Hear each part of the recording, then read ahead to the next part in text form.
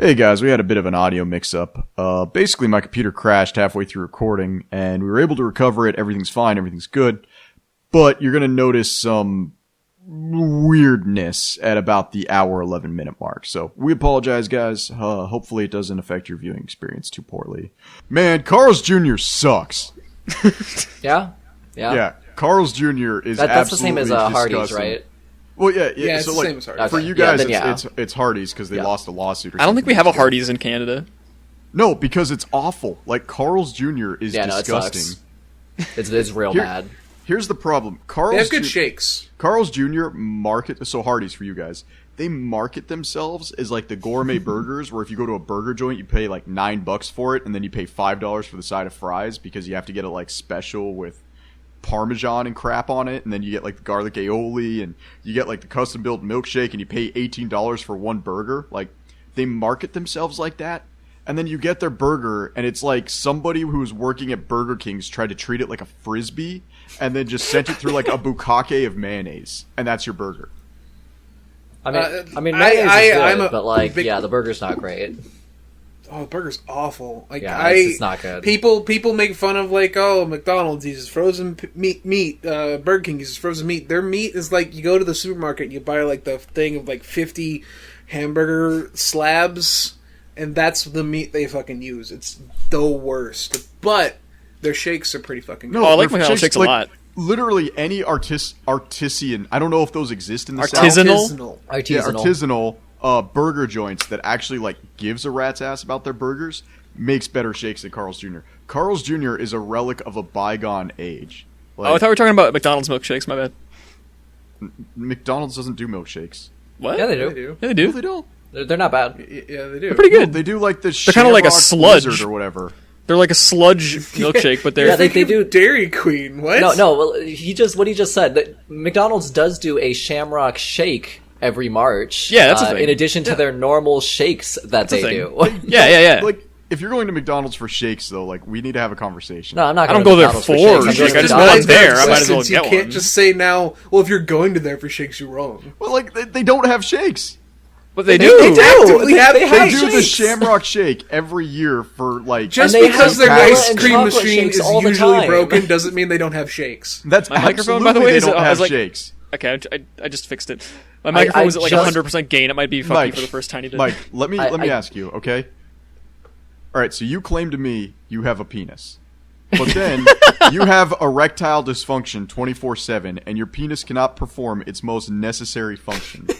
Do you have a penis? I think the most necessary function of a penis is describing my active pissing. penis. It's not an active penis, though, because you have ED. I mean, yeah, but my balls get the job done. What? You just, like, slap the clit with your testicles? Isn't that called, like... No, there's a word for that. There's a word for that. Isn't it called, like, kazoo or something? Or, like... No, it's like some kind of word, like Shazam. I go outside, I yell kazow, the lightning hits me, and I turn into a giant nutsack. No, like when you put your balls in a nutsack. When you put your balls on a girl's face, it's called Arabian goggles. What is it called when you put your... No, it's called Arabian goggles when you put your nutsack on a girl's face. In their pussy, I mean. What? Frog, you can't... Ski ball. Hole in one? I don't do that, Frog, but I heard understand how your penis works. I've... Frog's over here searching what an Alabama Hot Pocket is. No, I know what the Alabama Hot Pocket is. Can you teach Frog how his penis works, please? I know how my penis works. I'm working on it. I need to. I need to book a flight. I need to book a flight. No, you're good. On it. You're set. I want to help you, Frog. I've been thoroughly aided.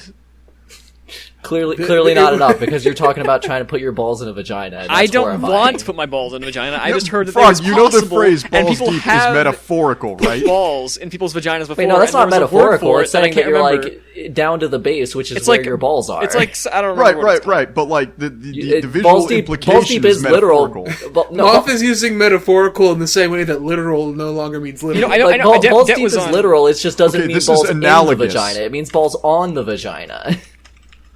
What's it called when you put your balls in a girl? Okay,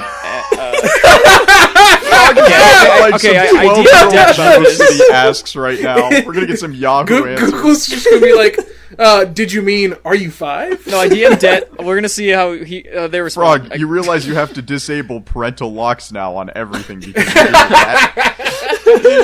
that. No, but I think they told me. I think Det told me. Det was on the show like ages ago. Now I'm gonna like look at Frog's Google search history. It's gonna be like penis in bathtub, girls naked toilet plunger. Dude, that was my search history back when I was like 14. I was like, tit, dude. Shit. Just getting on in study hall and googling boobs naked on anime lady, girl. boobs with ketchup. Actually, when I was like 13 or 14, my buddy in Australia who couldn't, like, he's in Australia, so like the meme about the dial-up internet was actually true, because up until I think 2007 he was lucky to get 128 kilobits at any given point in time. Yeah. He told me, he's like, you know how I look at porn? I'm like, how? And he's like, I go to Alta Vista, which if you guys don't know what Alta Vista, that's fine, but it was like an international search engine, and I just type in hair colors. He's like, I just turned the same search off and type in the word like redhead. And That's just go genius. through the Wait a minute. thumbnails. That's totally a thing.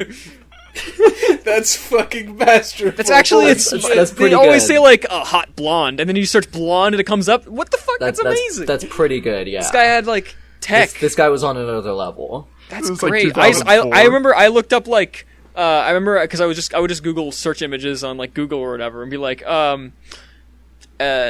elf or something, and like it would be like a bunch of elves from like Christmas elves, and then like 10 pages down there'd be this fantasy elf with big boobs. And I'm like, oh yeah. Yeah, I think what I did was like, well, obviously I started out with just literally Googling naked girls, which that is what it is. Exactly. But then I learned the words hentai and R34, so I just started putting characters and series on the front of those terms. And I was just terrified my parents, even though I was always in incognito or deleted my history or whatever. I was terrified they had some kind of internal like way to like reach into the router and find all my shit. So I would always use the most vague terms. And like just they crack your door one day. So Frog, we heard you like water sports. Actually, really good story about that. My father is a computer whiz. He absolutely, like, he tells me stories all the time about how he used to program on cassettes, which you don't think that's real weird. until you look it no, up. that's and you're like, I know that. That's weird. Yeah. Yeah, But, pirate like radio stations used to be like dedicated to like airing like noise, but if you recorded it onto a cassette, it would like be a program. yeah, exactly. Yeah, my grandpa told me about how like he used to have these subscriptions to, like computer magazines and 2600. And they would the computer magazines would literally like include free programs, but they were just in text. Like you had to copy the text actually from the write the magazine text into down. the fucking terminal, and it would That's just great. work. Yeah, no, so you're thinking of stuff like the 2600, which, I Maybe mean, if you look at their... Wait, no, wasn't the 2600 like an Atari console?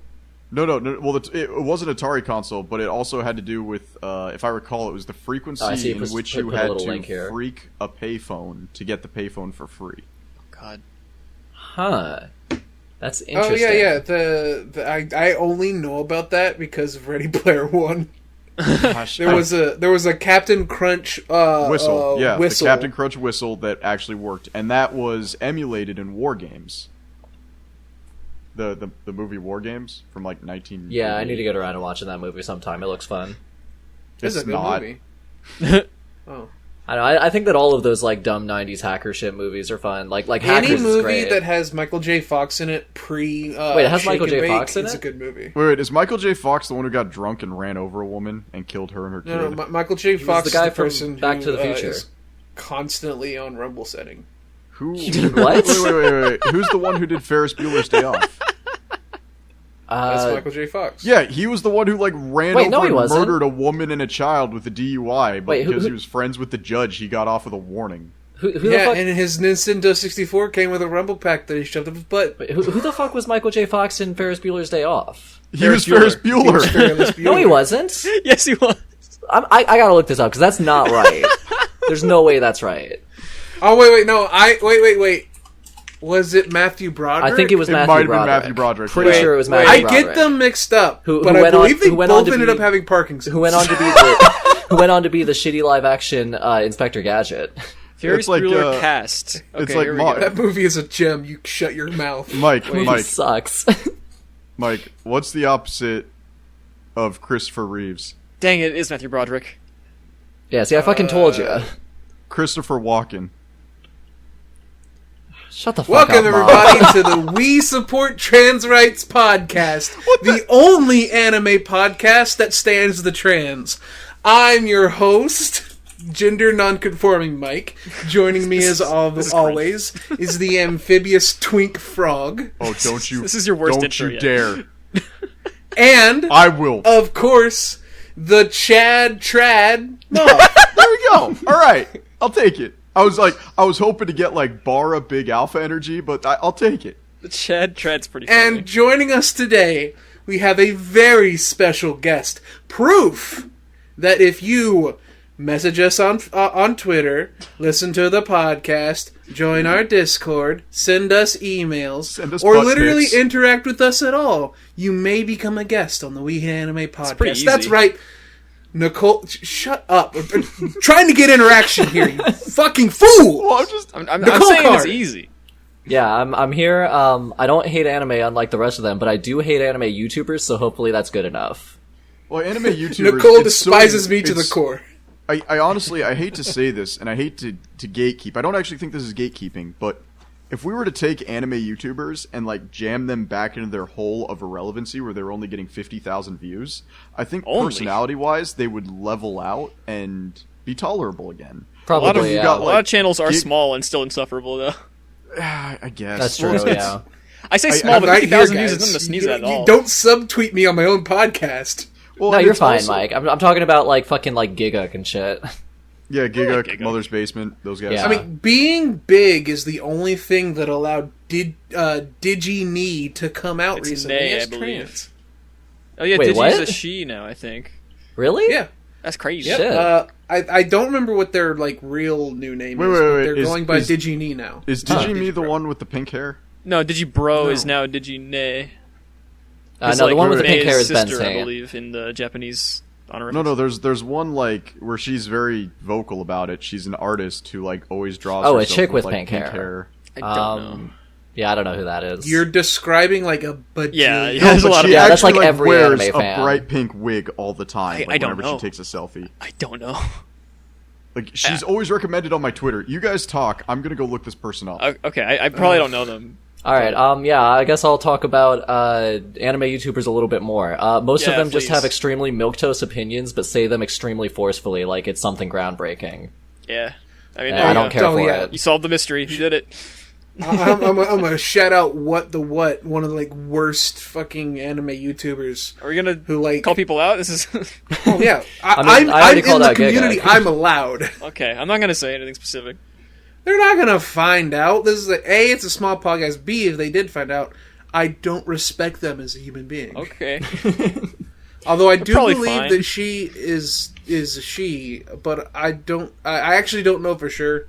They're probably But I fine. respect her pronouns. They're probably because respecting pronouns is important. We support trans on the Trans Probably Rights podcast. fine, dude. I think I have so many things that I'm just bitter about that it's probably part of the reason you got to realize like I'm gonna take the bullet here and remind you guys of how selfless I am. Like I walked so that the trans community could run because I was running around until I was like 18 years old with like a cardboard tube on my arm, screaming that I was Mega Man, and people bullied me and beat me up. But I slowly opened their mind for them to be more accepting of everything else. These are completely analogous. Yeah.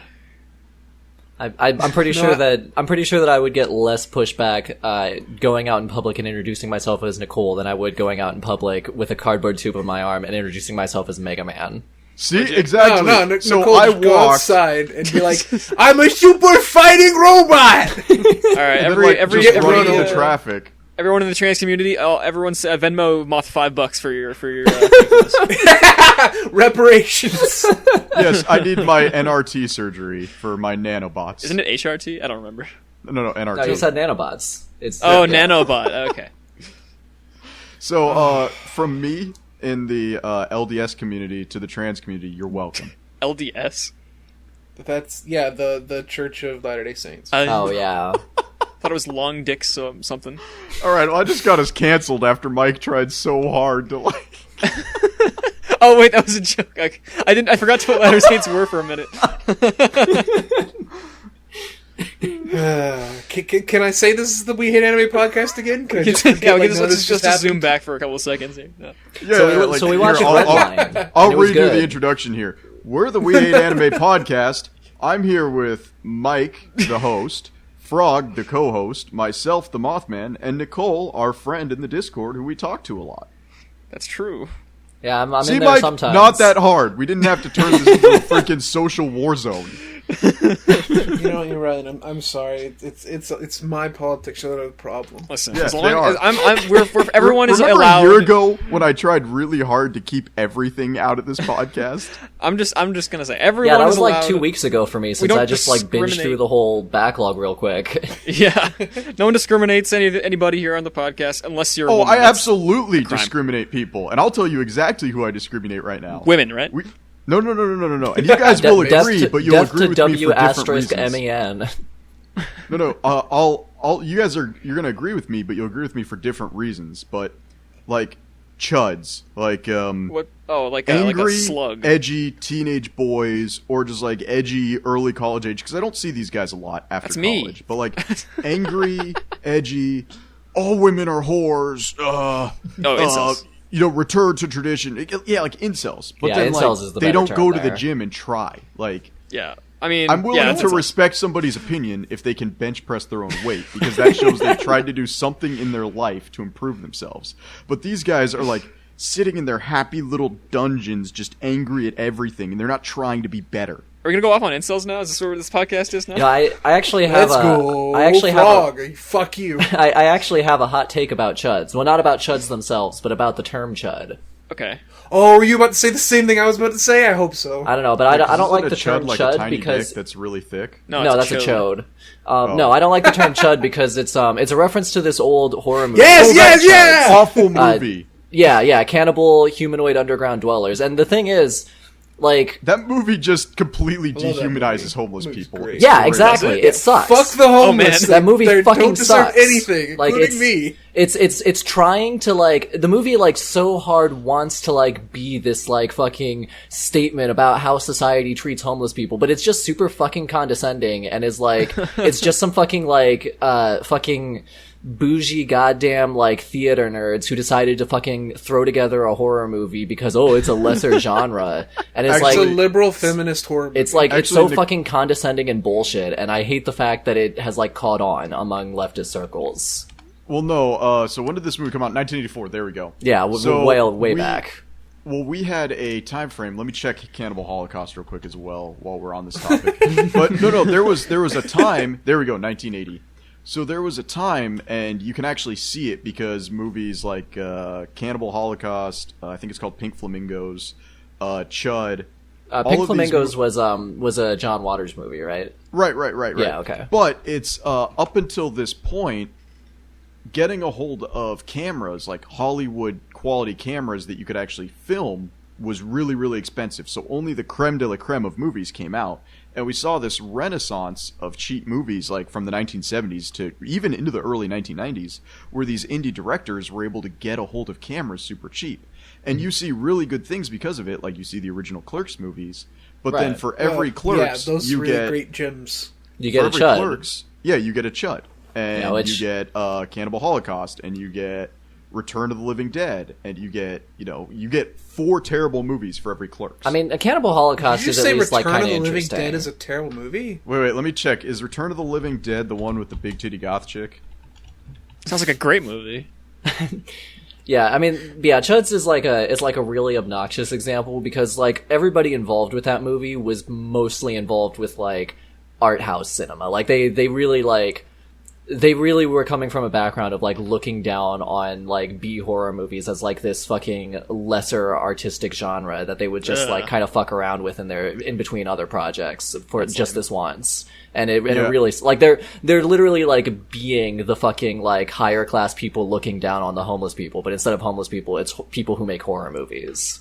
Yeah, Now, if you want a really great horror-esque movie about a homeless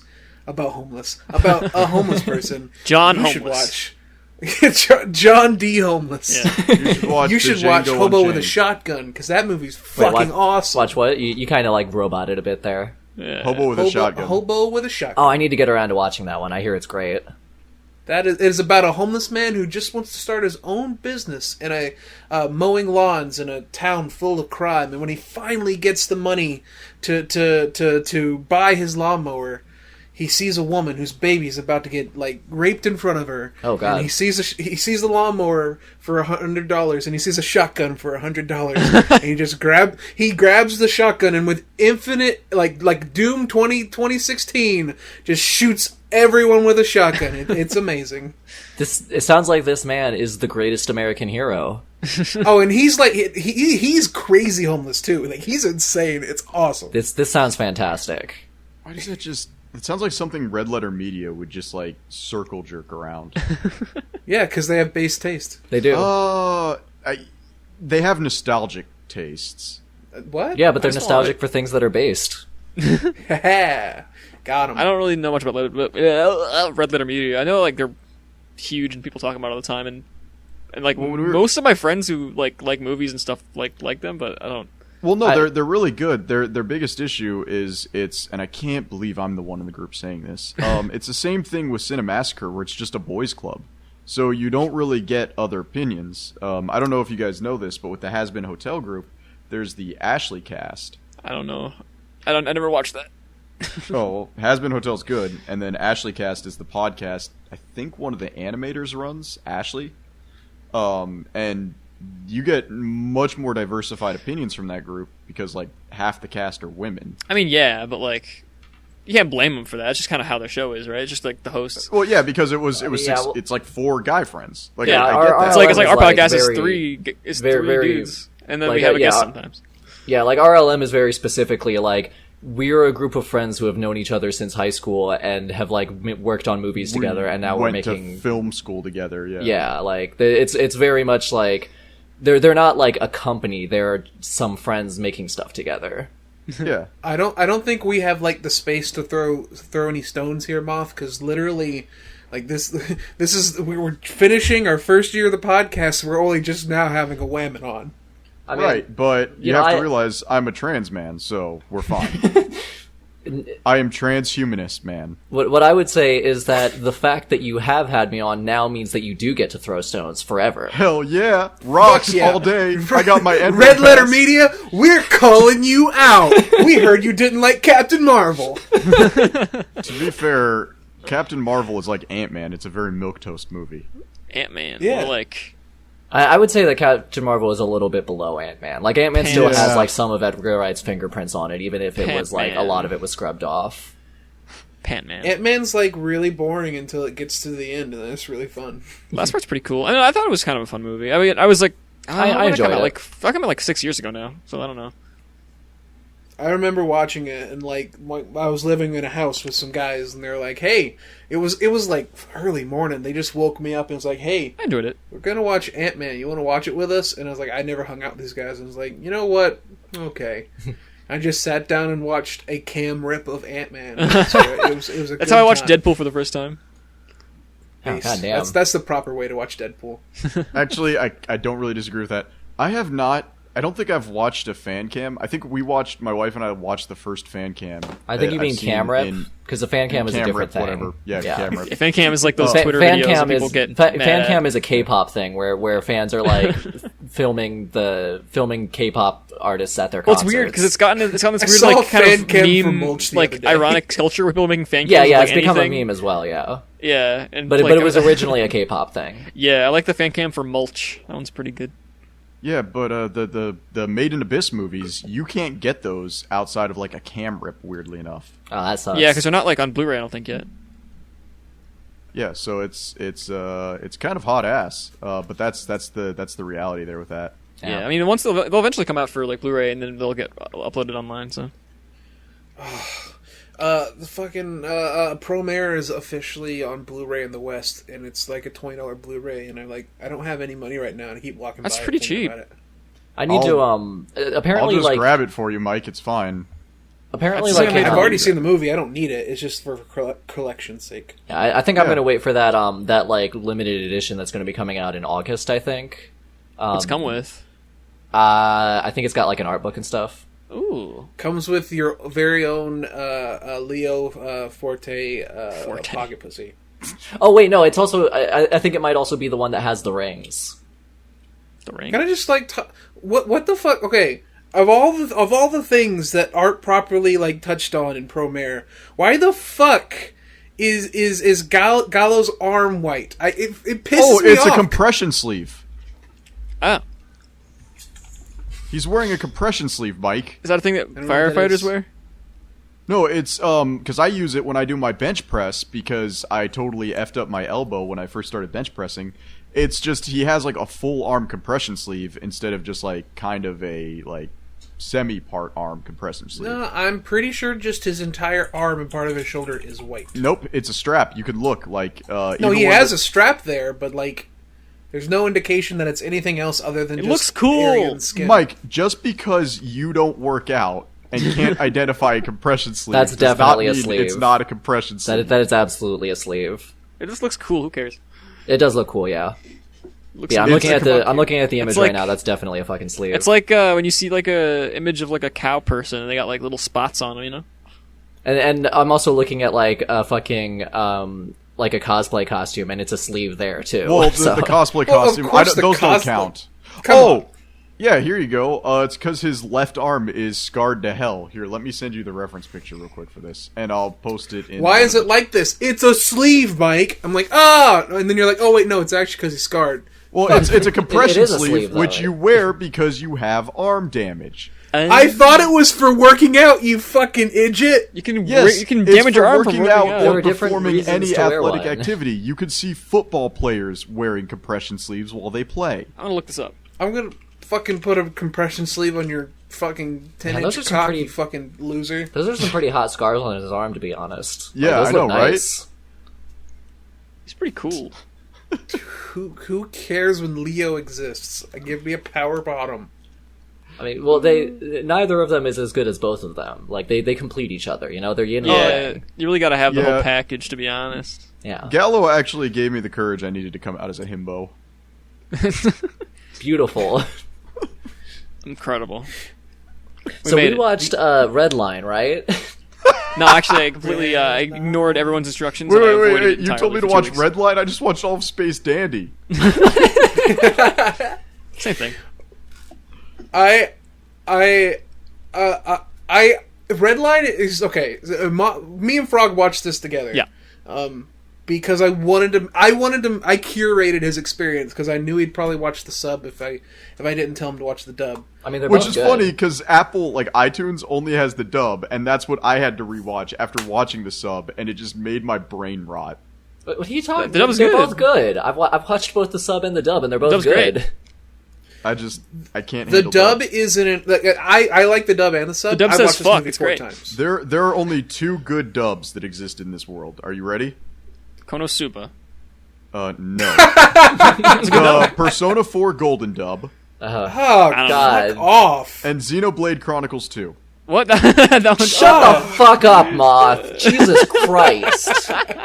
Also, I gotta give shout out to any American voice actress in the 90s who had to voice a harem lead. Like, I feel so bad for those women. I think the well, hang on, what's some really good dubs? Okay, we got like Cowboy Like the- Bebop is really good.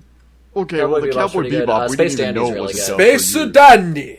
What? Yeah, Space Dandy's got a great Well, dub. Space Redline has a Dandy great only dub. has a good dub because the guy who voices Space Dandy is like the cream of American dub He's actors. great. Yeah, Same also has a good VA voice. as Sweet JP. Yeah, he's the same guy. Ian Is he? Nicholson. Is he the same guy?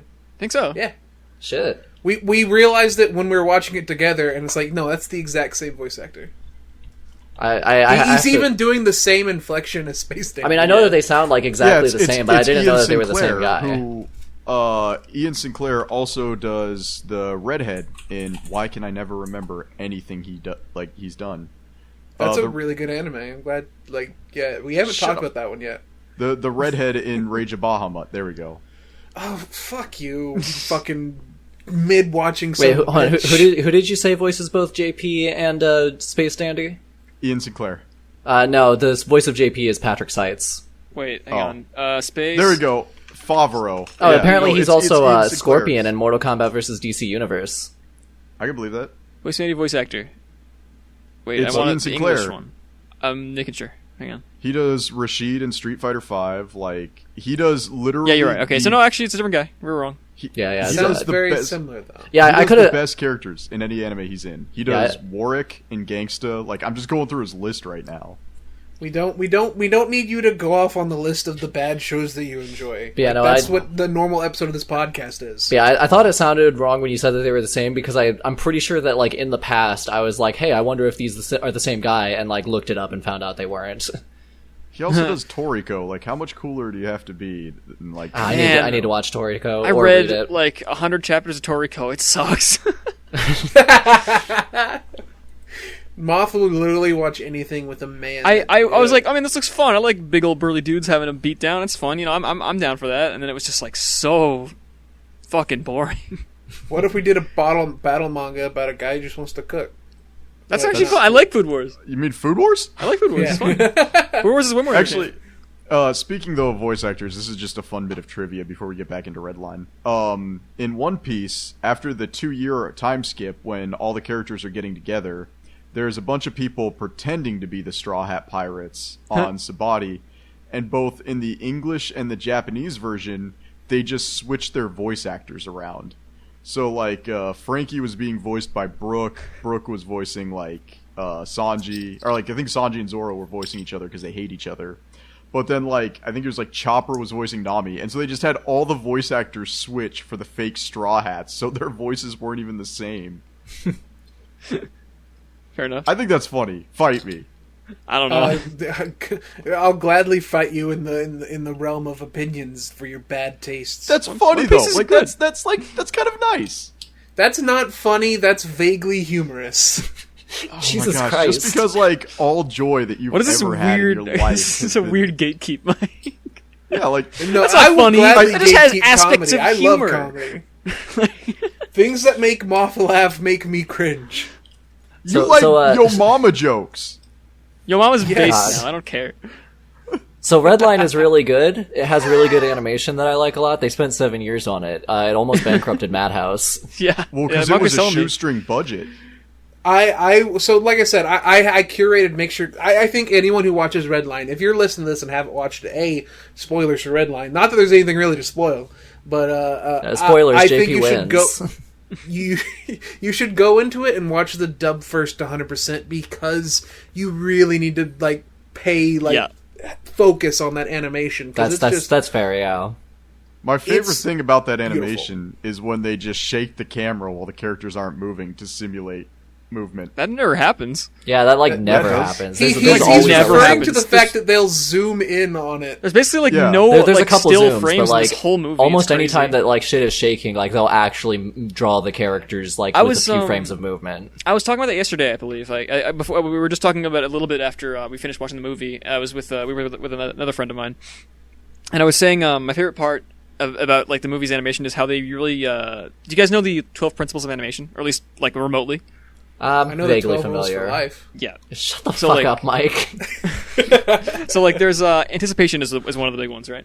So, Yeah. That being like the action that kind of comes before a big like the larger action, basically. Like Yep. it's like something that prepares you visually to kind of see what's going to happen next. And a Like lot of when, times it can be when the used to fucking really like kind of car amp up. is shaking when he fucking hits the gold nitro charge and like Exactly the car just right. like Yeah, shakes like, for every 5 time he puts in a 5 nitro minutes. cap, there is like I want to say like 30 seconds. It feels like 30 seconds, but it's more like 5. But like it feels like there's such a long amount of like build up where the car is just like shaking in all directions, going like you know, Yeah, like, no, it's fucking crazy nuts. directions, and Well, then and, it like- finally just like bursts out of the screen. Like that shit is amazing. They did that. Yeah, so well, even there's like multiple anticipations to like different things in the animation for the Gold Nitro. Where like first there's like putting it into the fucking like liquid tank in his fucking cockpit, and Yeah. and like there's like you see like the electricity like going through the water and shit, and then there's like popping open the cap on the button to fucking hit it, and then like you see it like blasting into the engine, and then you finally get the car shaking and then blasting. It's fucking nuts. Yeah. I would so say good. I would say that Redline probably has my favorite way. I don't know if I want to call it like art style, but just I really like super thick cell shaded lines. That is my absolute favorite. It's and so Hell's, tasty. I think Hell's did something similar to that. I made it halfway through Hell's and like it. That's it all you can pretty- make it through. Yeah, not- that movie by the halfway point. That movie had a climax ending like 7 times, and I had climax fatigue, and I was like spent. I couldn't keep watching. Well, that's the thing with I feel a lot of Japanese movies, Redline not included, but I feel like a lot of Japanese cartoons, the animes when they make the movies, overstay their welcome by about 40 minutes.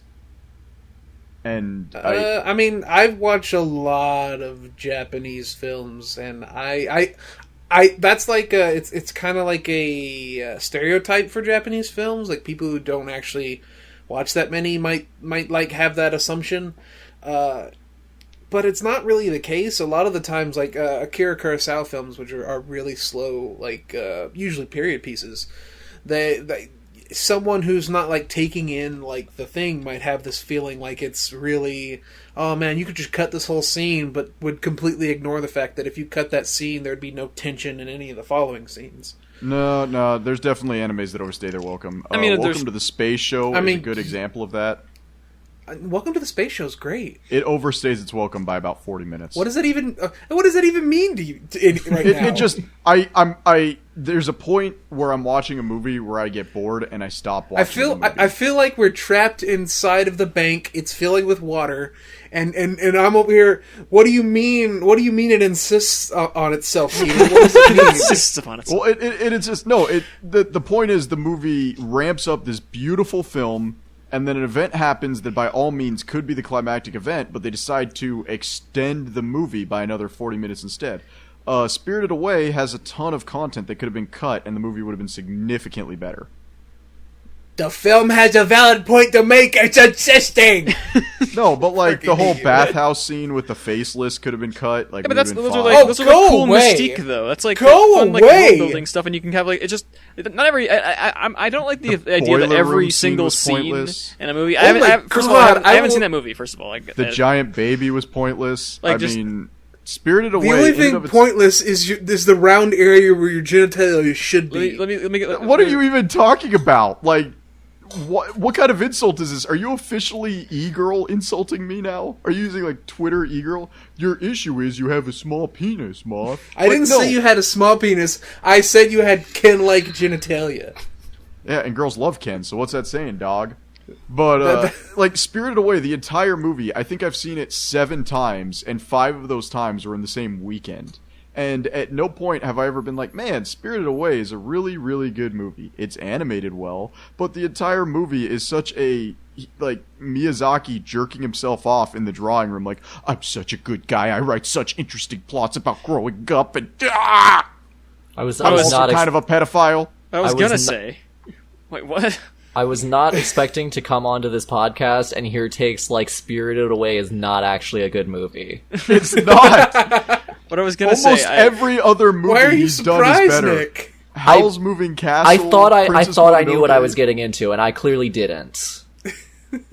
What I was trying to say. You did is, homework to prepare. You've listened to over 24 hours of this podcast, and now you have to deal with it, and you just are shutting down. I get it. I'm Spirited here Away with you. just insists on itself too much. I'm holding your hand through this, Nick, but it never goes away. That feeling in that tightness in your chest, it doesn't go away. What, like, okay, name one really good thing outside the animation that Spirited Away has going. Well, I was for gonna it. say, what I was about to say is that I don't believe in the idea that every single scene has to advance plot directly in a movie or that's- a show. Like that's they can fine, Be, that's Pulp I Fiction. haven't seen that movie. I know it's like a crime or whatever. But like whatever. Ignoring that, like there can be fun scenes of just having like a fun or mystique-ful kind of thing. I've seen like like clips of that movie, and those look like fun, really cool scenes that are just fun to look at and experience the atmosphere. So why is that a waste of time? Well, no. And that's exactly what it is. Spirited Away is just an atmospheric film. It's the Pulp Fiction of anime. No. Wait, no. What? All right, listen, look. Okay, so one of the things that you mentioned as being pointless was the giant baby, but like that's literally like a really on the nose piece of imagery about Chihiro's Arrested Development. Like that's not like I can't believe you. You just said Arrested Development, and he's gonna think you're talking about the TV show. I mean right that now, Chihiro is a giant incestual fucking TV baby at the show. beginning of the movie, and it's about her learning to not be a giant fucking baby anymore. What? That's literally the plot of the movie, is that Chihiro is a watched giant this movie Not a six baby. times She and has he all of can't- her emotions bottled up, and she's just grinning and bearing it. That's all But she no, does. she's- The whole movie is grin and bear it. Jesus Christ. She is the most boring, uninteresting female lead because she's got no personality. She is like the Link of anime. She just goes there, toughs it out, Link's She- cool. figures... In like, the she opening, just- she's like fucking complaining and pouting constantly until her parents are taken away and she is forced to become an adult. it's literally Walking Simulator, the anime. Nothing What are you talking about? She walks from the festival into the boiler room. Wouldn't She Walking Simulator walks anime from the be that boiler one about, room like, into the bathhouse. My man Moth over here is complaining about story structure. Wouldn't the Walking Simulator anime be like that one where the girl just goes to different towns on her bike? No, because that is a mystery adventure. Like, No, it's not. it is a soft sci-fi mystery adventure. It's kind Sci-fi? of like that Jack Black skit that didn't get greenlit where he's riding around on a talking motorcycle. Huh? I thought Wait, you do just you guys went not know about that? I'm fucking No. dissociating in real time right now. Jack Black had a TV show he tried to get greenlit where it's just him riding on a talking motorcycle. And that that sounds came great. out before whatever Amazing Journey, the anime. So Japan stole a Wait, Jack Black it concept didn't and come made a out. You just said sci-fi it didn't about get it. greenlit. It didn't come out. No, they just one Japanese man saw him driving and he was like, "Oh, so good." Went home and wrote an entire manga about it. Lord. But when he went to his publisher, they're like, "Oh, we can't have a fat main character. Make it a cute kawaii anime girl." Yeah, it's and he was called like, Heat "Oh, Vision and sugoi, Jack." sugoi." It's a real thing. It's called Heat Vision and Jack, and it was a show about Jack Black riding around on a motorcycle, like solving crime. I wish I had heat vision so I could murder you with it. I'm not making In this up, Mike. Minecraft. I need you to believe me. And Owen Wilson was the motorcycle. So Redline is... Redline is fan-fucking-tastic. It's It is. great. It's mwah, It's perfect. it's my favorite movie. I like it a lot. It's definitely in my top 3 with like Galaxy Express and a silent voice. Yeah. Yeah, no, Every single time I've watched the movie 4 times. I almost watched it again today, but I was too depressed, so I just played Dying Light until I went to go get food. Every single time I finish that movie, and Frog can testament to this because we watch it together. As soon as like the movie ends and you see love on the screen, The PowerPoint I fucking slide is scream. just... I scream because I'm so full of tension, and I just go "Urgh," and release it all at once because this movie is raw pump fuck energy. It really is, yeah. Well, I mean, like, the ending of it, like, literally feels like it just feels like sex. Like, it just literally does. Except Like- I'm having it. Yeah, exactly. And the animators knew this because, like, the final shot before love Where pops they're up both is... getting like nosebleeds. No, And... no. Like, the final, like, after they cross the finish line, and it just, like, goes around and, like, shows each of the other racers, and they're all just, like, fucking sweating and panting with a grin on their face like they just got done having sex. Like, they're all basking in the afterglow. They saw that fucking gaslight get popped, and they were like, "Oh, no!" Yeah, no, it's... I think though, because we all know that movie's good, and none of us are going to pretend that movie's not good. Right. There is one huge flaw in that movie that drives me nuts. I mean, there's I'm- plenty of flaws, but I'm none of them matter. I'm fucking That's like, where I'm at. I'm girding my loins to hear this. Well, the female lead takes like a 720 on her personality as the movie goes when? on. I'm because- going to kill myself. Wait, no, No, okay, she- you could have said a lot of things. I don't like that one. No, but like she goes from a very interesting and like very independent character to like riding his dick to the finish line. Is like, sex bad? No, but like who she was as a character completely gets subverted so that she can be the love interest. What? Why? No, she's like, I want to win, and you're like, you want to win? I'll help you win. Like, oh, yeet, let's go. And then Moth, what the fuck are you talking about? Her entire personality gets subverted so that she What can be the personality got romantic love subverted? interest What's for the main different about character. what's She different is about her in the beginning introduced, and the and end? the first second after introducing her, Sweet JP drives up next to her and makes a kissy face at her. What are you talking about? Yes, and it's like watching The Mummy, except there's somehow less chemistry between the two lead characters. I will fuck you. They've The got, Mummy, like, that movie sucks, but the two main characters of The Mummy have great Are chemistry. you kidding me? Everything about The Mummy is amazing, except for they're like, we hate each other, but we're the Moth only just people of hates relatively vagina same and age who are sex. white that can end up together. Alright, hold on. Okay, one, The Mummy is good. Fuck you, Mike. But two, It is Moth, fucking, they have like 10 years of history with each other. Like, they fucking... In The Mummy? No, in fucking, in Redline! In Redline, they have 10 years of history with each other. They Yes, and she hated him the whole time. No, what No, do you mean the they- whole time? She didn't remember him until this then. they have like So how this, can they this have history 10 where, years like, of history if she didn't remember him? it's not that she hated him, it's that she didn't respect him because she didn't realize that he actually does care about racing.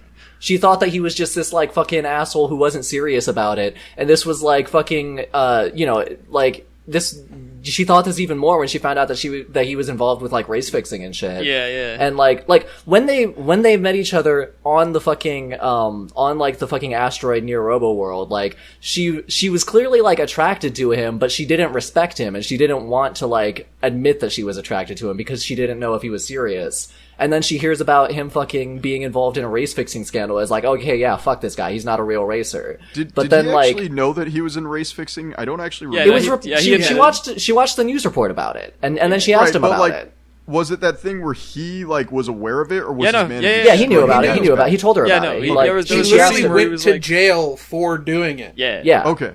Yeah. I Like thought for some reason in my mind, even though like I just listened to the dub, I could have sworn he had no idea the entire movie. No, No, I was he- thinking about that too because I was wondering if it was just his partner doing it. Because like, remember how he secretly blew up his car in the beginning, right? Like Right, that was yeah. his whole thing. But no, that But was yeah, no, that was separate from the other thing. Yeah, no, because when she asks him about it, she says he tells her how like Frisbee's life was on the line, so he fucking decided to do the race fixing to save his friend. Yeah. Okay, yeah, that makes sense. But yeah, so she meets him on this fucking asteroid. She's attracted to him, but she doesn't respect him because she doesn't know if he's like serious about racing. She finds out that he was involved in race fixing and is like, oh well, fuck this guy. He's just a fucking race fixer who's in it for the money and doesn't give a shit about racing. But then like towards the end, like he's still like fucking digging his car out of the fucking wreckage of the nuke, and she's like, wait, maybe this guy does actually give a shit about racing. Maybe he actually is for real. And that's when they have like their serious conversation in which it becomes clear that yeah, he does actually give a lot of a fuck, and then she's totally fine with admitting that she's attracted to him. Okay.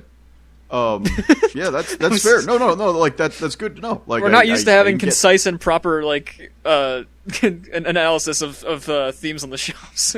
No, it's I thought a lot about this movie. I've spent a lot of time thinking about this movie. So No. Moth, are you gonna throw a tizzy if we talk about the robot Nazis? There's robot Nazis. don't tell me, man. Don't tell me. No, I mean, but seriously, Nazis like we might not be already the right have, term, but they are fascists. We already had sexual characters in that movie with the twins. We didn't need her to be a sexual character too. 'cause Get I out of didn't here. meet her Who personality. cares? I care. We Because can have why, more than one. You don't Hey, need Moth. more why than does one. the female You lead can have to as be a many as sexual you want. character? Because sex is Why- cool and good. Why can't she just be a gear monkey? Why can't she be a grease monkey? Why can't you be? She's That- both. that is what she She's is. literally both. But and they're we both already good. have sexy characters. We already don't have need gear more monkeys, sexy too. characters. Man, We already- Sonoshi is way fucking sexier than either of the Super Bowians. Fucking fight me. Yeah. That's true. The Super Boweens are fucking. They're literal anime thoughts. Like they're fucking pop stars. They're fucking airbrushed, like overproduced pop stars. Moth over here is just getting angry because he saw a lady he respected's tits, and he's like, "Oh no, I can't." Why see does boobs. her tits have to hang out? Like she ain't Why Bayonetta. not? Why not? She's hanging out at home. She's being comfy. I hang Why out can't at home they? with my fucking chest out all the time. Yeah. And so do I. But like, you didn't have to include that in the film. Nothing why not? of value was gained in that scene. But what was lost? There was value, and that value was that her tits look fucking great. Yeah, it was Well, horny. great, but so did the pop stars. Like you got the pop But star they're titties. If you gross have looking. to put your required amount of titties in the film, they already did There's that. a lot different between like overproduced like oh, and then like a sincere kind of like moment of honesty. It's in a Yeah, scene. she's It's a lot just like different. it's a very different context where like, it's literally- Sonoshi's tits are out in a very like hanging out at home, just fucking Yeah. chilling kind It of gives way. off It's a giving different you vibe. a lot It kinda of gives her an context to idea of how what- she reacts in a comfortable like atmosphere. It gives her more character. Yeah, actually, it kind of gives you an idea of what she does to relax and how she does like her own shit, and then she shows her cooking and stuff too to kind of supplement that too. God, I She makes, fucking like- love the scene where she cooks. It's so Yeah, I good. like that one. It's a Like- really good scene. Just the like- way that she like, there's so much care put into just like Here's the- how here's the thing, the I'm animation fine, for how like, she's like pouring the sauces in. It's so good. Equally as much as you say, why is her tits out? Why wouldn't they be? Why can't they be? What's the point of not? There's like it doesn't remove anything from the movie to have them out there. I was getting the feeling that it just contradicted her character, and it was being put in What? to. How? It was being put in to fulfill like a quota in the film. Yeah, because this movie's a horny, actiony romp. Yeah, she is way too pure to ever have her tits out in the privacy of her own home, for sure. Not even. I mean, that you she- should look. Hey, to be fair, you should look at like the production art. She's in a full nun cow and hijab. I hate you. I don't feel the need that every character needs to be naked to prove There's that only, they like, can relax. There's and literally lay back. one character who is naked in the entire movie. I don't There's get it. three. No, there's one. The there's Super only Marines one aren't Marines are naked, never they're just naked. wearing, like, you know, skimpy outfits. But, like, Even then, if there were like 14, they wouldn't be a problem either. I don't know. yeah, that'd be cool. Nudity is good. We are talking about the man who's like Kill la Kill's bad because I boob. Yeah, no, I'm Kill la fucking, Kill I'm is familiar bad with... because there's not enough attention. Promare is placed pretty on nudity, the a lot of male nudity in that leads. one too. Isn't I'm familiar with Moth's takes about nudity. I fucking listening through the whole like podcast backlog in quick succession. That's I got weird. to I hear can't him imagine. say literally the exact same thing about Konosuba like twice about a week apart from me when it was Yeah. months apart for him. And it was literally the exact same wording. Like he said the same paragraph verbatim. I at least I'm almost fucking consistent, though. died. I guess. Yeah, you're consistently fucking wrong. Oh man, I don't want to bully Moth too much. No, this is fine. It's just like it reminds me that I am the lighthouse in this podcast of just terrible ideas where everybody else is like squalling and drowning because they're like, I like Konosuba even though it's absolute hot garbage, and I'm the lighthouse when you finally want to stop drowning. No, you're the lighthouse in that you Konosuba's are pretty a good. fucking horror movie. I finally finished I the need first to season. watch I think that I mentioned movie. that It sounds a cool. while back. Or, Nicole, did I mention that a while back? You tell me. What was that? I think I finished Konosuba lately. I don't know if I mentioned it on the podcast or not. I don't know if you did or not. Okay, well I I don't did. know if I've talked about this, but The Lighthouse is a terrible movie. I don't know. Shut the fuck up, Moz! I don't want to hear your takes about that Saying movie you like before The I Lighthouse even see just it. proves that you have a pseudo-intellectual... No, I haven't ego seen the trip. movie. I'm saying I want to go into that movie fresh without moth Like, takes in my brain. I mean, Wait, have you seen The Lighthouse? I just said I have. I've said that I haven't like twice now. I'm saying I I will want to go admit- into it fresh without your fucking takes rotting in my head. I will say that The Lighthouse does two things really well at the exact same time. Mom and It Dad tells and Dad two are fighting. It tells two stories simultaneously, one that's pure fiction and one that's based on true facts, and they use era accurate technology for the film.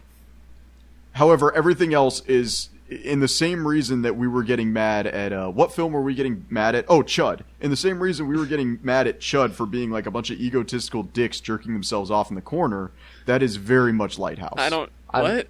I'm go. All right, you know what? I'm gonna watch Lighthouse and I'm gonna come back on and probably argue with you about it. But I'm not. The I'm Lighthouse- gonna right watch now Lighthouse because I don't know and yet. join I you didn't because I watch know it. he's wrong. Lighthouse is absolutely awful. It like the Okay, Witch let's stop is talking good. about Lighthouse. Hereditary is good. Let's stop fucking talking Midsummer, about this movie that only phenomenal. Moth has seen, and talk about Doesn't- Redline instead. I we talked about Redline. I find it completely. And We're not utterly done baffling that talking Moth about Redline. likes There's way more to say about Hereditary. Redline Moth. It's good. We know it's good. Redline good. The end. See, this is why I find it such a hassle to do theme episodes, because Moth literally can't think about anything. So It's like I tried to get them to watch Kick Heart, and Moth was like, just do it. Meanwhile, it's like it's 10 minutes of pure imagery and porn, not little porn, but like porn Pretty of the close. eyes. That's a good movie. A good little movie. I'm still salty about that. I really wanted to talk about that. And Moth, we should do an Moth's episode like, on Night is Short Walk on Girl, because I watched that lately too. hell yeah, it's a good Wait, movie. Walk On Girl? Night What? is Short Walk on Girl.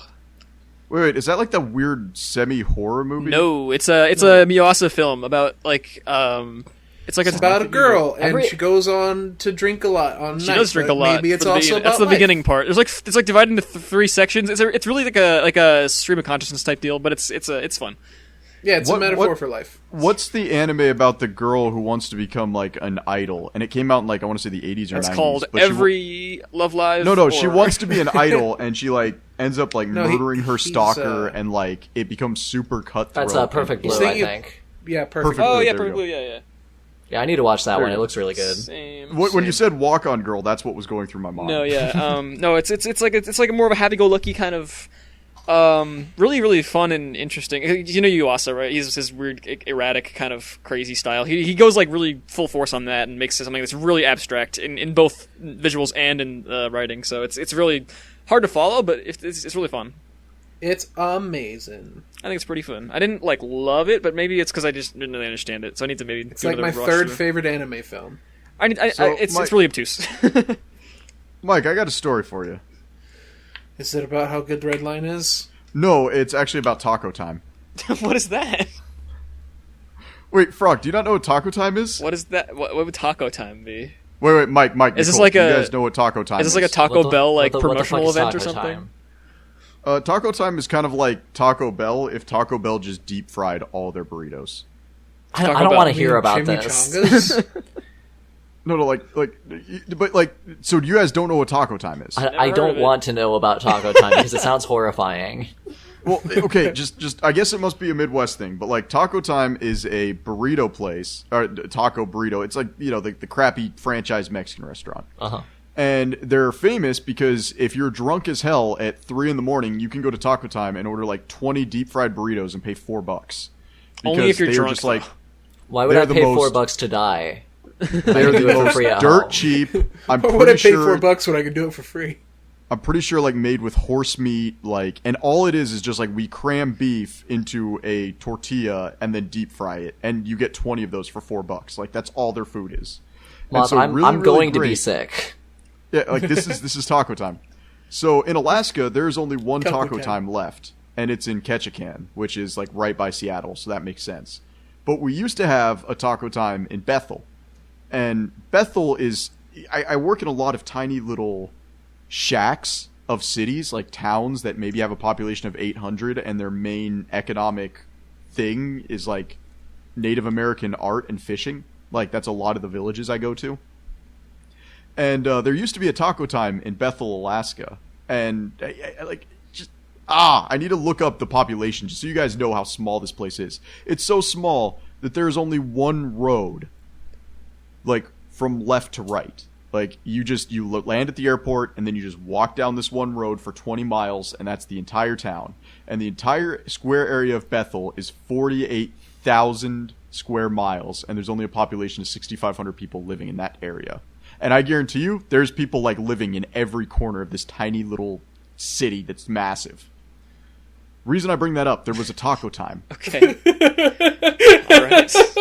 We're And what finally was getting terrifying is this Taco Time. Like, and I do this metric called the Red Bull metric, where wherever I go, I look at what the price of a 12-ounce Red Bull is, because 8-ounce Red Bulls aren't real sodas. And so, like in Anchorage, I can get a 12-ounce Red Bull for like $2.79. About that, like if they're on sale, I can get 2 for like $5. Those kind of things. In Bethel, a 12-ounce Red Bull is like $5.50. So just to give you an idea of how expensive it is to eat in Bethel. When I was in Bethel and they had a Taco Time, their prices were the exact same as what they were in Idaho. So like I was getting 4 burritos for $3. Like, it was disgusting. Nothing is that cheap. And it terrified me because I'm like, what is in this food that I'm only paying $3 for 4 burritos in a place where Red Bulls are $5.50? Well, apparently that Taco Time wasn't doing well. And so instead of going, hey, maybe we shouldn't have a fast food joint in a 6,500 population area, they went ahead and sent one of their best district managers up to live in Bethel, Alaska to turn the restaurant around. And this woman, like, I think I saw her once, and she was the type of woman that's, like, always wearing a suit with a pencil skirt, like, always has a clipboard with her. Like, she was, she was district manager. I will turn this place around and everybody will hate me doing it. I guess after a month, she started showing up late, and then a month later, she was chain smoking, like, 3 packs a day, which is really expensive at that reservation, like, that city/reservation. And then, I guess 3 months into her stint at that place, she just disappeared and nobody heard from her again. Like, so Redline, right? Yeah. Yeah. So Redline is really good. I like it a lot. I was waiting for the silence so that I could jump in and say, "Hey, Redline has like the greatest intro to any piece of animation ever made." Oh God, yeah, it really does. does. It really the intro, does. yeah, the intro. The first what is it, like 5 minutes? 7. It's like probably 10 minutes. It doesn't feel like 10 minutes. It might be though, just because it feels so. It goes by so quickly though, so maybe. Man, the movie's almost 2 hours long, and it feels like it's 30 minutes. It's more like an hour and a half, but yeah. I will say that, like Quentin Tarantino movies, they're 3 hours long and they feel like they're 6 hours. This movie definitely felt like a half hour. Yeah. So Redline is good, and yeah, the intro is very good. Intro, yeah, I don't know, like I think I'm trying to think of anything like that happened wrong in the intro because like it just kind of sets things up really well. It's just like great. A good speed racer. I love how they're driving and like all these spectators are just like flying everywhere due to both like the fucking like backdraft and like also at one point they go around a curve and like hit the edge and like knock people off into the water. Yeah, that was good. God, this movie's fucking great. And I like how there's never been any piece of media that's ever conveyed like Sonic wish it could convey speed the way Redline conveys speed. Oh yeah, it's no, like crazy. I love the Boost Sonic games, but they don't hold a fucking candle to Redline in terms of just like the raw feeling of speed. And like I'm actually, while you guys are talking, I'm looking for a like 20-minute short. I'm pretty sure a college did. That was a you just go ahead. I'll tell you about it as soon as you guys are done. Okay. Cool story. So yeah, right from like the very opening of the film, like it's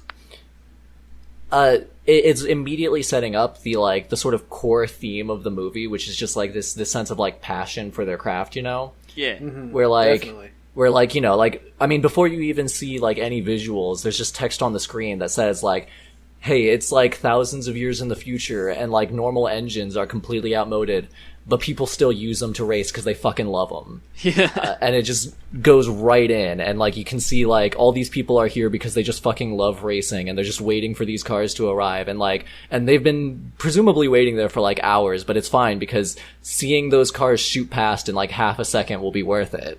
Yeah. And like, you know, right away, like you immediately understand that like even though JP is now like a career race fixer, like he just fucking loves racing and wants to fucking win, and like he constantly has to battle the urge to just fucking go for it. Yeah. I do you probably know, Nicole, because I'm not good with names. What's the name of the director of it? Takeshi Koike. Yeah. I really feel like the passion that the characters have in the film for racing, it feels like an extension of his passion for the project that he was working on. Absolutely, yes, that is exactly what it is. I mean, that- like I Everything presume. about this film is passion. Yes. Even down to like the ending, like feeling like sex. Like there's every single person, they're at the end when they're panting. Every single one of them has that smile on their face. Even the space cop who beats up civilians for fun. Yeah, nobody's fucking mad. Nobody is upset that they lost. They're just like, man, that was a fucking great race. I fucking love racing. And there's that. That entire race on RoboWorld is just it's so. Where did that fucking Robo dude get 2 of those rare gem things? Don't worry about Yeah, it. don't forget it, man. No, I know. It's just kind of cool to wonder. I assume, wonder where he got two of those. If they're so rare. I assume that he's won what 5 red lines up to this point. I assume he has connections for that kind of shit. I guess he's a big deal. He's able to turn his body into one of those fucking things, so he can just eat the fucking things that he probably. Yeah, that's such a fucking cool shot too. When he just fucking pulls it out of the bolt and just chomps down on it, and his fucking mouth and eyes are just blasting out electricity. Yeah, he's so. I love Motorhead so fucking Machine Head, much. but yeah, he's so fucking good. I love when he's introduced walking into Oasis and he's he's just trying to fucking walk in and he literally does not give a single fuck about what Trava and Dazuna are doing in front of him. He's just hey, get out of the way, and Dazuna's getting all mad because he called him trash. He's fine, fuck it, I'll just walk around. Yeah. He just doesn't give a fuck. I told Frog when we were watching it that Dazuna is easily my favorite character. Oh, he's great. I love him. I think I like Lynchman and the other guy. Oh, I fucking love Lynchman and Johnny Boy. Yeah, they're great. They're fun. I love Batman and Robin. Frankly, I love the entire cast of this movie, and if I had one criticism of this movie, it would be that it has so many great characters who have barely any part to play in the movie. Yeah. I need a whole series that just expands on every single one of these characters, and they all get their own episode. I was saying something like that, but at the same time, it's the brevity of it and how it's such a flash in the pan that it kind of needs to be, right? Yeah, no, it's definitely great for the movie. It's literally shooting a flare into a preschool. It's right, it's chaotic, and then it ends all too soon. Yeah, I guess that's a pretty good analogy in a really weird way. If you were gonna make a Redline show, it would be every episode except for the first and the last would be character it would be framed around the news reports on the characters and be teaching you every single one. And the first episode would be a dick destroying race. The last one would be a dick destroying race. Yeah, I feel I feel it would get kind of exhausting with how intense it would have to be the entire time, right? I don't know. I'm actually getting a little bit annoyed because I've been looking for this anime short that I've been trying to find. You guys would like it, and I can't find it, and it's driving me nuts. It's very similar to Redline, where the anime starts, and there's mega cities where people run races on these mega cities that are always moving. Think of Mortal Engines, but not terrible. And all they do is run these races on them. And the guy gets into a race that's pretty much fatal, his car crash kills him. Well, a girl mechanic finds him and is hey, I can bring you back to life so you can race, but you have to become the engine of this car. We can rebuild him. No, literally, he becomes the engine of a car. And she's you have to run this race that nobody's ever actually completed. And this is the prequel to Cars, right? Yes. No, it's nobody's ever completed this race, and the greatest racer of all time got stuck on this race, and nobody's ever found him. And you find out that the end of the race is actually a very slow time distortion field where the faster you go, the slower you get to the destination, but you have to eventually get fast enough to get to the destination. And one of the guys feels he's only been racing for 3 minutes, but he's been racing for 50 years. It sounds like a Ready Player One segment. What? No, it doesn't. It sounds cool. No. Yeah, I can't find it though. I can't find what the anime's called, and it's driving me nuts. I'm just trying to think of racing anime that I've heard of with it's weird it's enough... a 20-minute short. Okay. I don't know. Yeah, I can't find it. When I type anime short into Google, I get a bunch of X and X and X girl. He's just searching the most generic thing. So aside from Moth's inability to search, apparently. I mean, we established that earlier too. There was something about if you couldn't find the author or something. Racing to anime short, maybe that will narrow it down a bit. Wait, did you search anime short? I literally have. I've been adding the word anime short racing, and I keep getting this weird 3D American thing, the doll who chose to drive. God. Okay, so aside from that. I'm going nuts. How randy does the music in Redline make y'all? Oh man, it's pretty good. Instant erection, just right up there. It's pretty good. I didn't notice it too often. I feel like I need another watch though. Yeah. To be fair though, your ears are ruined by Gex. Hey, Gex is okay. I listened to some Gex the other night. They're all right. I'm not like super enamored just yet, but I don't hate what I heard. Just wait till you hear Stupid Horse. I'm going to kill myself trying to find this video. Great. So no, but I still like good music. Like I think the music was good. I just didn't like pop out to me. But like I said, I was fixated on the visuals because of course I'm going to be. So it's hard to think, because like this is obviously just like animation for animation's sake is what someone described it as, I think, which is perfect. Yeah, it's just, a lot of it is, but like I don't know. I feel like whenever people like kind of describe something in those sorts of terms, where it's like, oh yeah, it's just pure aesthetic. Like I usually disagree. To Not some pure aesthetic, extent. but it is animation for animation's sake, as in like we're doing animation because we love animation. Here's a big absolutely. celebration. Here's an hour-and-a-half celebration of why animation fucking rocks. Yeah, absolutely. And they just like the brilliance of the movie to me is the fact that like they did that and made this like amazingly gorgeous showcase of just great animation, and then also like tied that into the themes of the story. Yeah. It's so phenomenal.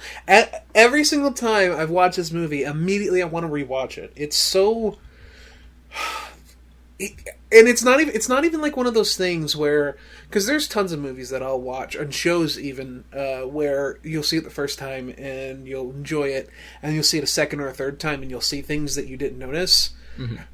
I don't think I've ever not noticed everything because I can't peel my eyes away from the screen. Yeah, no, I generally look at my. I'm sure there's tons of details a lot I've missed, but it's good. That I have to like look deeper at the different parts of the screen. There's constantly tons of things going on, even though there's usually central focus, obviously, because that's how things that are well directed will have inherently. But like, there's usually tons. I kind of want to go by a bunch of the shots. Like, it's gonna be hard like picking out specific shots to like go frame by frame, because like 99% of the movie looks amazing anyway. Like, there's very few shots are ever still. If are there even any? I don't even remember. I can't. There's a couple, but like even those couple are like they exist to be a break from all the constant motion for the viewer. Exactly, right? Like, I'd still want to analyze even the more subtle scenes that like, because like everything. There's is so many like well. tiny details that I adore. Like the Robo World's like council map is made out of jelly, and it just like bunches up around them when they walk through it. Yeah, it's so fucking cool. And like every time it shows the council there, and that like, the scrawny, high pitched voice like bootlicker guy who's in every like fascist council, that guy. Yeah, Ben Shapiro.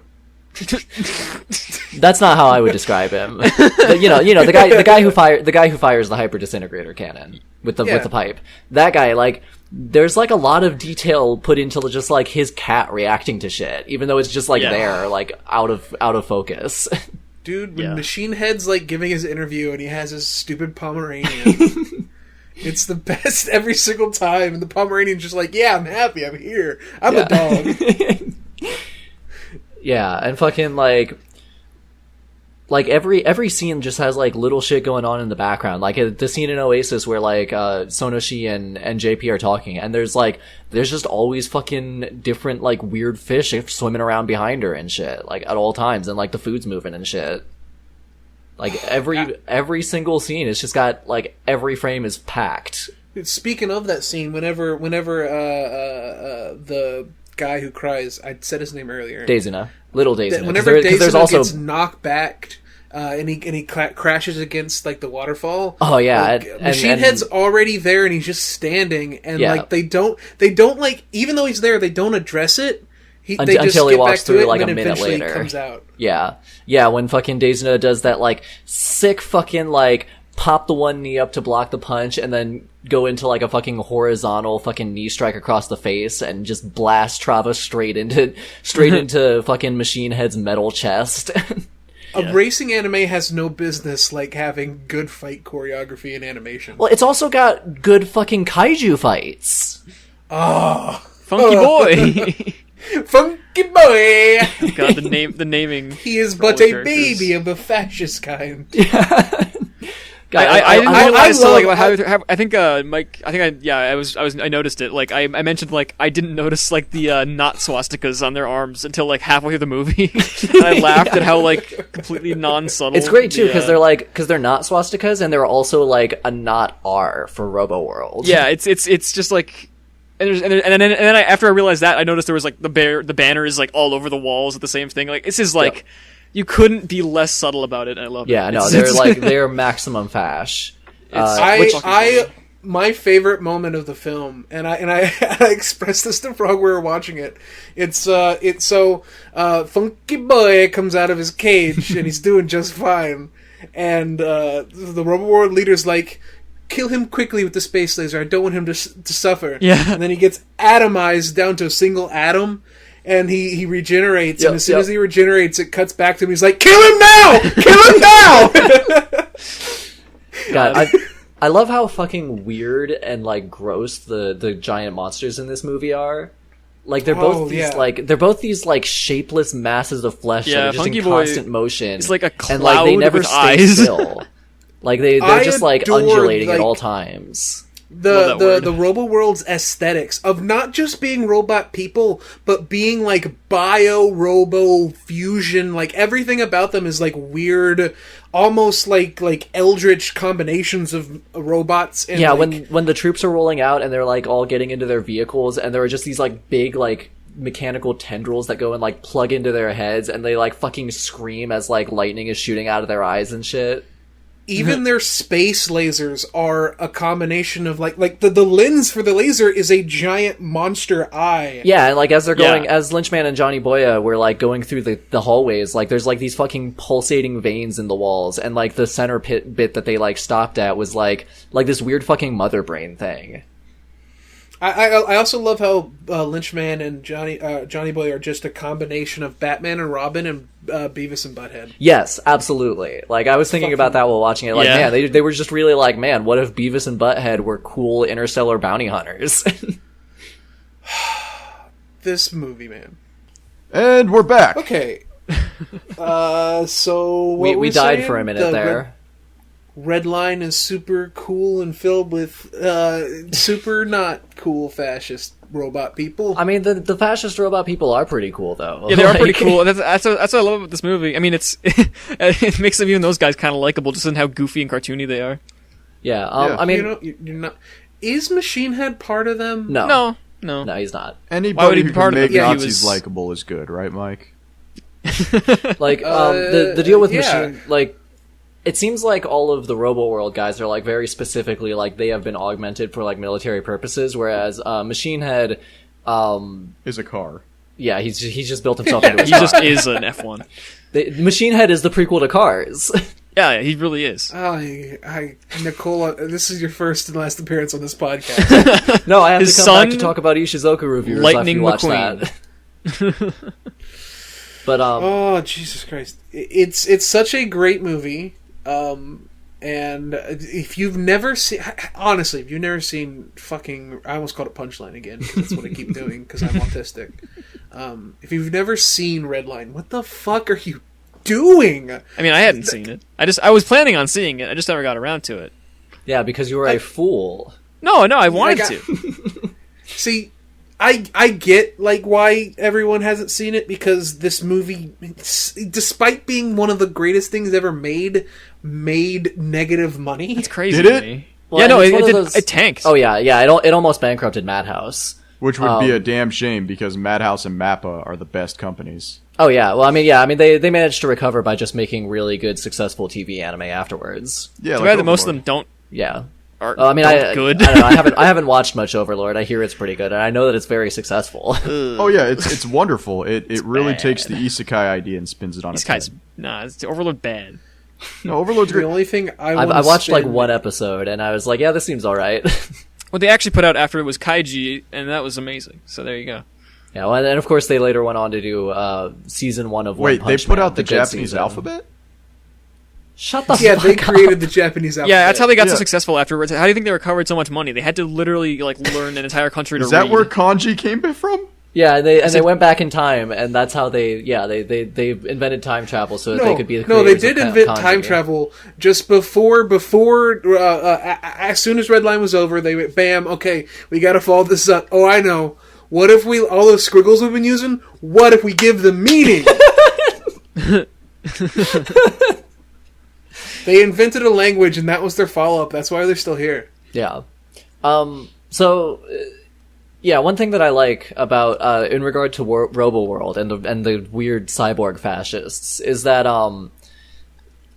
it's sort of like they're kind of presented as like nobody in that group like really is that like they're like the anti, like the main racers, where like the main racers are all like extremely passionate about what they're doing. Like some of them are like kind of they're kind of like marketized, like fucking the Super Marines are like promoting their new single, and like Lynchman is promoting his new fucking video of him fighting people thing, which I would like to see. I would like to see that, but like they're doing this race in like a marketized, like advertising kind of way, but like in the end they all do actually care about racing and like just love doing it. Whereas RoboWorld is like the exact opposite of that, where they're just being fucking like pressed into lockstep by the president, and fucking Little Daisina ends up fucking deserting because he would rather race Trava. He's inspired by his own passion of fucking the person who abandoned him. Yes, very much. Incidentally, I like the fact that that guy is Little Daisina, and there is a Big Daisina that's just like a background character, and I want to know what their deal is. I want to know what their relation is, because there is it's kind of like me at work. I'm Big Mike because I'm fat and Mike, and then there's the other guy, and he's Little Mike, and he's a smelly little bitch. He listens to the podcast. Fuck you. I mean, like even Shinkai, who like isn't involved with the RoboWorld military at all, like calls him Little Daisina. Like clearly that's just like his name. So like, what's the deal? Like, because Big Daisina is like one of the captains of one of the other squadrons. He's like a cyborg dude with like one eye. He's got like the like a Cylon, like one eye straight across his face kind of deal. I want to know what Big Daisina's deal is. He's just cool. Little Daisina, he'll cry himself to sleep. He'll cry himself into like the fucking first place at the wrestling match. Because as Shinkai pointed out, he gets really strong and good at fighting when he cries. Yeah, that is a wonderful. Which is like the opposite of my superpower. That's Gohan's superpower right there. Oh, it is. The more he disappoints everyone around him, the stronger he becomes. If at any point I'm faced with confrontation, I become weaker and start crying. Based. Yep. But yeah, like the person in RoboWorld who can be said to have like the most actual passion for what he's doing is Voltan, and even he just seems to just like really like killing people rather than actually caring about the goals of RoboWorld. Subjugating our minority classes based. Yeah, that's literally Voltan's view. Nice. Incidentally, I really like when he fucking comes into Oasis and punches Little Daisina in the face and then like spends the next minute picking his teeth out of his knuckles. Yeah, that was wild. There was like shot. so many teeth. There was like 7 or 8 teeth in his fist. It was like half of his fucking teeth. Yeah. Like, it was wild. And they literally just animated him plucking each one out and just tossing it on the ground. Yeah. So nonchalantly too. Like, Yeah. I guess I got something on my glove. This is expected. Yeah. God, this movie's so fucking cool. It's just yeah. It reminds me of. Literally, Sorry, go ahead. It's an hour and do you ever want to know what it's like to have sex for longer than 30 seconds? I know I have. You will watch this movie and you'll reach a climax and it will be glorious, and you will have this. Okay, in King and Asura, there's the dude who is like he eventually like is Oma's coach or whatever. And the first time he sees Oma like destroy someone like on a primal level, he then goes and impregnates a lady. This is what's gonna happen when you watch Redline. That never comes You're up gonna again, by wanna the fuck. way. I mean, what more explanation does it need? Like it's He was just like, pretty... yeah, he had a primal urge to just like plant his seed so that he just would go be his fuck with essence would be two preserved seeds. for later generations. Yeah. Yeah, he looked at that, he's like, I need to fuck. Please read King and This Asura. movie everybody. is made of fuck energy, and you need to put it in your life. Yeah, no, like, yeah. Like I think I I was, get, go ahead. I get why like a lot of people don't watch Redline, because like you hear people talking about it and they're talking about how like it's just a racing movie, but it's like the best movie, like one of the best movies ever, definitely the best racing movie ever. And you listen to that and it's like, there's no way that it's actually that good, right? Like, how good Yeah. could it possibly be? But it is. It is that fucking good. I mean, you can say that any movie, I guess, right? I work on cars for a living. I could give a fuck about cars. This movie makes you want to have sex with a fucking Cadillac. Well, it makes specifically you want to have sex with a Trans Am. Because that is what JP yeah. fucking drives. A fucking modified Trans Am. With a giant jet engine in it. Yes. You could say that I'm a trans chaser. Hey, I think that's a good point to end the podcast, Mike. No, Yeah, there's so much more to say, though. I'll never run out of things to say about this movie. We'll We have barely many even talked about opportunities. JP. Oh yeah, true. Sweet JP. I was gonna say though, like, well, on the topic of just kind of the feel of the movie overall, it kind of gives me almost Promare vibes in the sense that it's just like it just feels like a fucking celebration of itself. Yeah, it's definitely It's an got trigger event. energy. It's not really focused on like little details. It just kind of is, and it doesn't care. And I like that. Yeah, That's all. absolutely. Okay, there you go. And JP is like definitely like that's his character, you know. He's out there just trying to live his life and fucking race and fucking get that Sonoshi cooch, you know. Like that's Dude, all he cares absolutely. about. That's a good cooch. He Oh yeah, he's the Sonoshi's most great. relatable main character I think I've ever seen because he just loves. Yeah, he just loves it. He just loves it. That's the end of the movie. The end of the movie is this climax of like race, and then they're floating in their fuck energy, and they make out, and then love appears. I in laughed out letters. loud so hard when that thing came up. It's just like a It is- PowerPoint like slides in like love. And It is it's the so out of perfect place ending. and stupid. I love it. It's wonderful, yeah. And like all through it, like literally all JP cares about is one, racing, and two, getting Sonoshi, and like this is like constant. Like he's, you know, he fucking comes back from hanging out with Sonoshi, and like the older mechanic guy is talking about how Frisbee wants a TRZ Airmaster, and without like any thought at all, JP is just instantly like, oh, bitchin', yeah, let's do it. Yeah. I like the dub because Never they say ever fuck. heard a character say bitchin' and not hated them, except for this one moment. And like, he's just such a cool guy. Like he's got his fucking jacket, and he's got his little switchblade comb that he uses to scare the manager at Oasis, who is like so I have a, pathetic. Sweet JP looks like he looks like those like someone like Razor Fist. He looks like Razor Fist, except he's actually what Razor Fist wishes he was. Yeah, a exactly. cool guy. I have a hypothetical. What if if Sweet JP's name wasn't Sweet JP? If his name was Kyle, what would you think of him? I'd still think he's his pretty name cool. would be like Kyle Cash. Yeah, like You, he can't not have he's a so cool name. cool. He generates a nickname. Yeah, but exactly. like Kyle though. If his name was Kyle, how hard do you have to If fight his to, name like, was like Kyle, him? someone would look at him and be like, "That's Kyle Cash over there. Exactly. He's fucking money." Yeah, no, Sweet fucking JP funny. is the perfect man. I wish he was real. I want to date him very badly, because Lord, I mean, you know that dick game on point. You know it. I don't gotta know. He enjoy seems time. like the type of guy who thinks foreplay just involves like rubbing it against the slit a few times before like hell hammer no. locking it. Hell no! This dude drives a manual. This dude you know shows what his I'm fucking saying? giant pompadour in her ass. This dude knows what to do with his hands. Like I'm looking at this man. He's the most sensual lover you'll ever see because he doesn't do anything without passion. I mean, like, you see all those shots, like, one of my favorite things about this movie is how when he's, like, doing cool shit in the car, like, it'll cut to what his feet are doing on the pedals. Where he's just tapping mindlessly. No, he's like... I hate you. Shut the fuck I up, hate you Moth. so much. Like he's expertly, like, switching from pedal to pedal and, like, shifting at, like, the exact right moment. Now, just imagine that he's doing that with his hands to your genitals. Like, that's Except your genitals aren't a car, so he doesn't care. What if it was he the cares other about dude, genitals. Machine He's Head? going after Sonoshi fucking hard. What if Machine Head was the guy he was fucking? So then he would handle him like a fucking pro for sure. Oh god. Dude. JP does not fuck.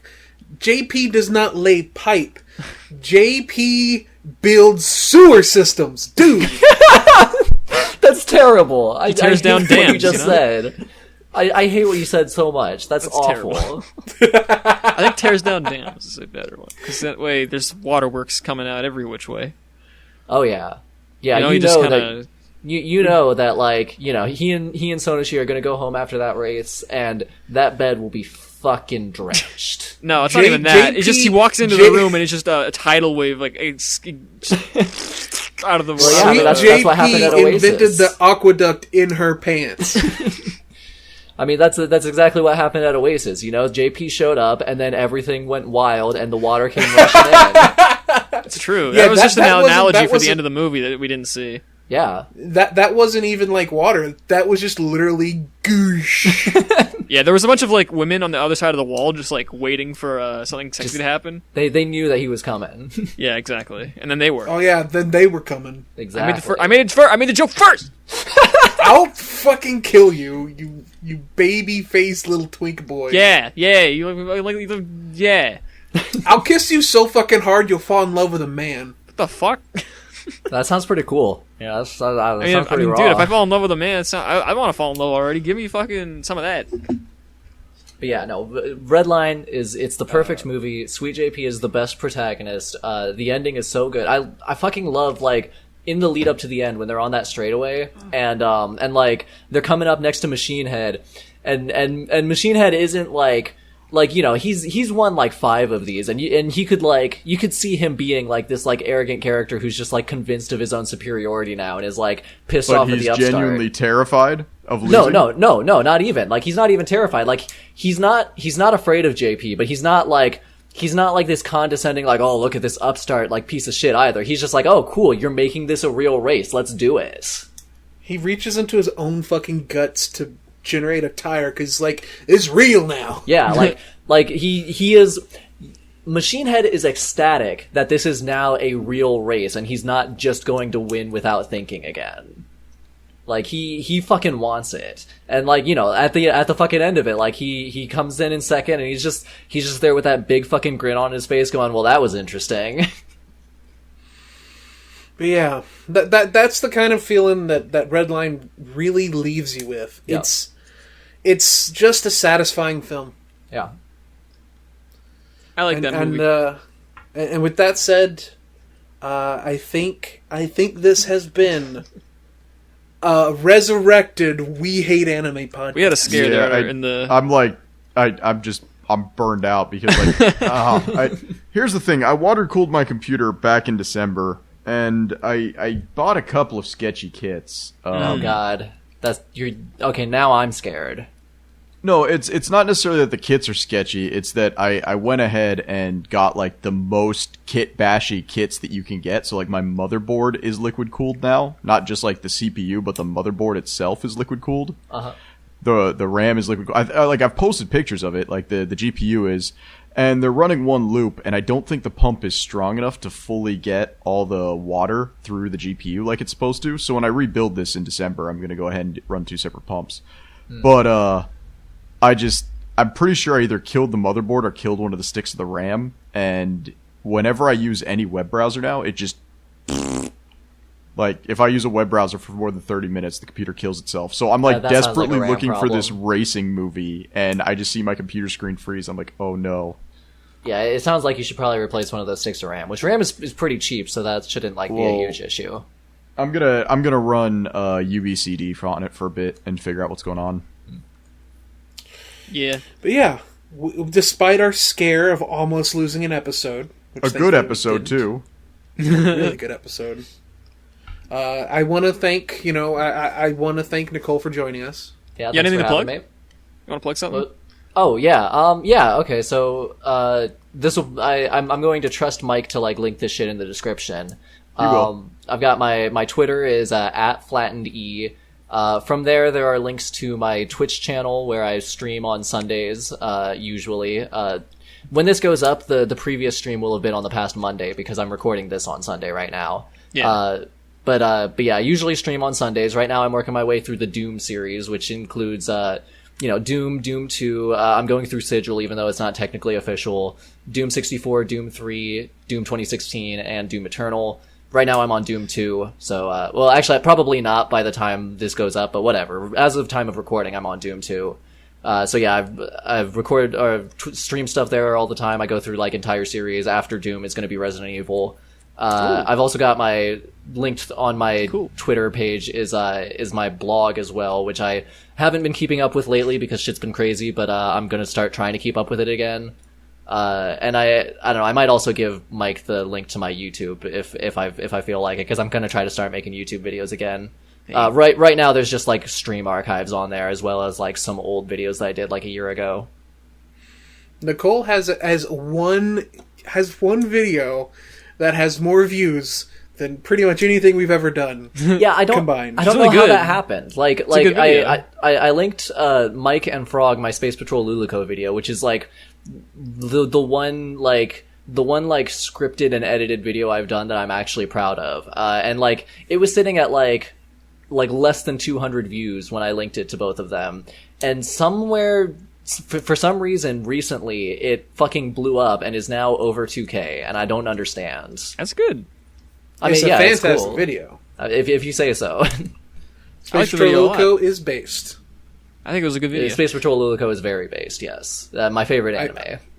I've had my own plan to make a video on it for the longest time about the importance of nothingness. Maybe I want to make another video for myself. I haven't made one since my fighting game video, but my recording, my editing software has been fucky lately, so I have to. Yeah, I need to get around to checking out your fighting game video. I've been meaning to for a long time, and I just don't keep worry forgetting about to it. actually do it. It's just like I see a lot more mistakes in it now than I did before, so it's like it's kind of bittersweet, kind of keeping promoting it, but.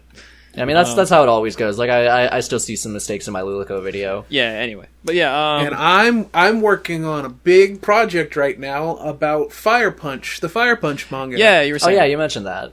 I have almost everything ready for it. I just need to write the script. And it's gonna be there's gonna be a 100% more Tom Cruise in it than you would imagine. Really? Oh yeah, you were asking about some Tom Cruise in the chat earlier. Yeah.